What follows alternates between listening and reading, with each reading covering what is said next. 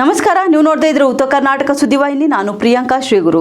PUC ರಾಜ್ಯಶಾಸ್ತ್ರ ಪರೀಕ್ಷೆಯಲ್ಲಿ ಬದಲಿ ವಿದ್ಯಾರ್ಥಿನಿ ಎಕ್ಸಾಮ್ ಬರೆದ ಪ್ರಕರಣಕ್ಕೆ ಸಂಬಂಧಿಸಿದಂತೆ ಕೈ ಕಾರ್ಯಕರ್ತೆ ಸಂಪೂರ್ಣ ಪಾಟೀಲ್ಗೆ 2 ದಿನಗಳ ಕಾಲ ಪೊಲೀಸ್ ಕಸ್ಟಡಿಗೆ ನೀಡಿ ಕಲಬುರಗಿಯ 4ನೇ ಜೆಎಂಎಫ್ಸಿ ನ್ಯಾಯಾಲಯ ಆದೇಶ ಹೊರಡಿಸಿದೆ. ಕಲಬುರಗಿ ನಗರದ ಮಿಲಿಂದ್ ಶಾಲೆಯಲ್ಲಿ ಅರ್ಚನಾ ಅನ್ನೋ ವಿದ್ಯಾರ್ಥಿನಿ ಜಾಗದಲ್ಲಿ ಅಕ್ರಮವಾಗಿ ಎಕ್ಸಾಮ್ ಬರೆದಿದ್ದ ಸಂಪೂರ್ಣ ಪಾಟೀಲ್ ಇದೀಗ ಹೆಚ್ಚಿನ ವಿಚಾರಣೆಗಾಗಿ ಬ್ರಹ್ಮಪುರ ಪೊಲೀಸರ ವಶಕ್ಕೆ ನೀಡಿ ನ್ಯಾಯಾಲಯ ಆದೇಶಿಸಿದೆ.